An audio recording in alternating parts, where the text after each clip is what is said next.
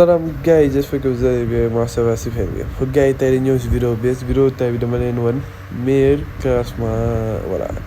sur eFootball 24 mooy pour style de jeu contre rapide. Donc gars yi balaa ñëw continuer vidéo ma wax leen voilà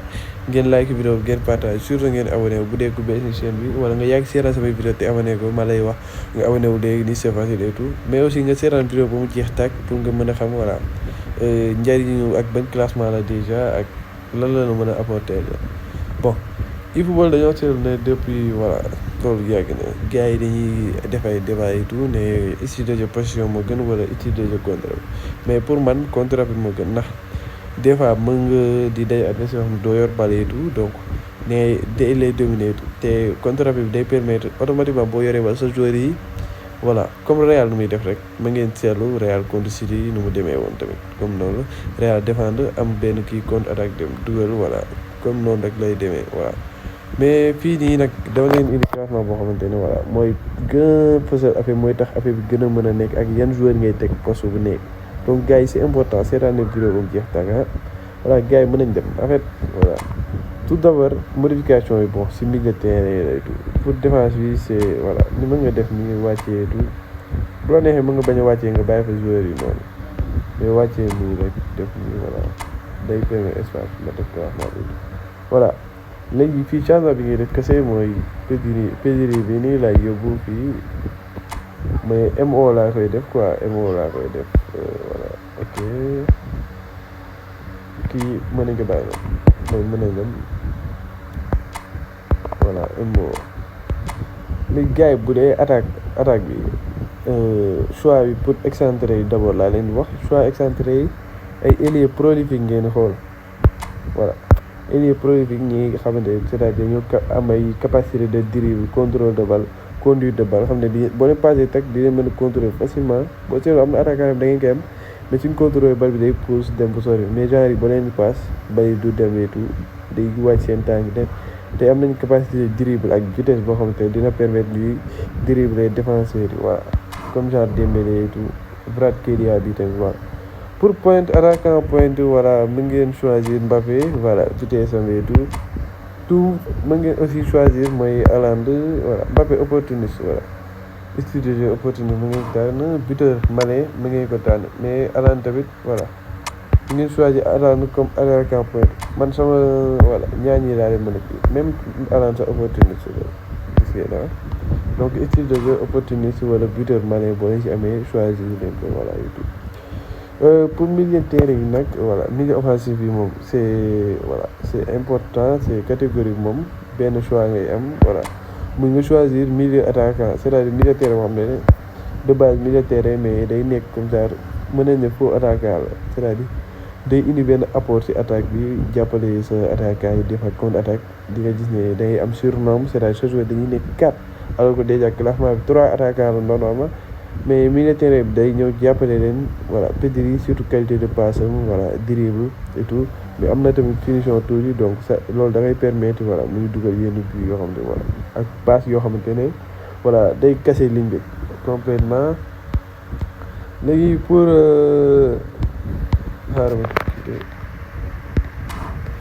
léegi pour nu mu tudd pour milieu de terrain bi donc pour Valverde bi ma ko teg nii li ma leen di conseiller mooy ngeen tànn joueur boo xamante ne 3 poumons la ñuy bind c'est-à-dire box to box c'est-à-dire dina mën a yéeg wàcc ñëw jàppale voilà ñu 3 poumons donc day am benn endurance boo xamante ne dina mën a daw terrain bi yëpp jàppale défensivement day ñëw offensivement dina mën a accompagner joueurs yi te du sonn kii ba fin temps du sonn parce que d'habitude am na milieu terrain yoo xam dañuy gaaw sonn et tout donc looloo tax ngeen def ay changements yu bëri yooyu noonu voilà donc wala ngeen tànn aussi mooy orchestrateur comme genre Kimmich joueur la boo xamante mais aussi ma ngeen tànn mooy comme ni ma ko waxee léegi rek joueur boo xamante ne comme nanax mën a mooy Kimmich orchestrateur c'est-à-dire kuy téye bal bi defar bal bi voilà qualité de passe calmer jeu bi et tout anamu bon mu ngi nii boo xoolee style de jeu Kimmich orchestrateur te ñii genre boo xoolee milieu terrain yi nga xamante ne voilà dañoo am lii nii soo xoolee seen qualité de passe yu grave la ñu am xoolal Kimmich 95 93 tenue de balle moo koy permettre muy tourner facilement mooy tourner orienté sali yu yàgg yi ñi nga gars yi xam nañ tout donc voilà mais aussi pour milieu défensif moom man moom je préfère Pedri voilà kii Rodri du moins parce que moom déjà défensivement am na benn kii en fait boo ko tegee MR moom day jouer donc loolu day indi benn comme genre dafa am benn qualité de passe am qualité défensivement boo xamante ni voilà ça milieu défensif bu complet mu ngi nii Rodri voilà donc gars yi mu ngeen dem bu dee am ngeen yeneen comme ça Casemiro pour défensivement kese mais des fois da ngay soxla ay relance ay passe voilà séddale milieu terrain après milieu terrain séddale attaquant yi pour loolu moom jël leen Pedri défense bi moom voilà ñaari défenseur central yi ñu bees yi je pense que ñëpp war nañ ko mën a am de ñëpp am nañ ko sax laay wax bon ñi nga xam ne jël nañ ko itu Saliba construction la voilà donc défenseur la boo xamante ne ay na défensivement mais day defar c'est-à-dire expert en ballon la bu dee IA bi mooy joué moom c'est-à-dire day mën di passe facilement boo passé automatiquement mu tourné voilà passe milieu terrain et tout pour genre Rudiger moom ñii di seetaan football xam nañu yàqkat la voilà tooñkat la voilà day gagné et tout voilà destructeur day yàq rek voilà donc gis ngeen agressivité 99 donc day topp sa défenseur ba nga xamante ne voilà donc pour défenseur central moom bépp défenseur bu am tamit ne da nga utiliser benn boo xam ne construction la benn boo xamante ne destructeur la latéral yi moom je préfère instant bi moom offensif pour contre arabe bi gën a garaaw mais aussi bu leen neexee bu dee da ngeen bëgg di défendre mën ngeen jël comme ça ay faux latéral c'est-à-dire ay actions yoo xam ne mën nañ jouer latéral man comme ça kii la am day jouer latéral day jouer waale axe en même temps loolu day tax moom du yëg déjà latéral droit Joe Gomez voilà yéen xool daal bu dee défense nga bëgg défense boo xam ne du yéeg mu nga teg ay comme genre faux latéral ay défenseur central leen de base voilà mu ngi leen jël teg leen latéral voilà bu dee mën nañ ko jouer du dangay xool rek say joueurs yi tout donc gars yi ma récapituler voilà bu dee défenseur mu nga jël ñaari défenseurs yu offensif wala ñaari ñu défenseur central voilà nga jël benn ko xam ne construction la benn ko xam ne destructeur la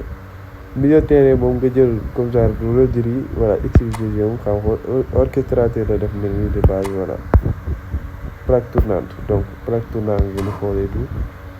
milieu terrain fii nii mu ngeen jël trois poumons mooy Valverde bi mu ngeen jël aussi orchestrateur pour defar jeu bi tout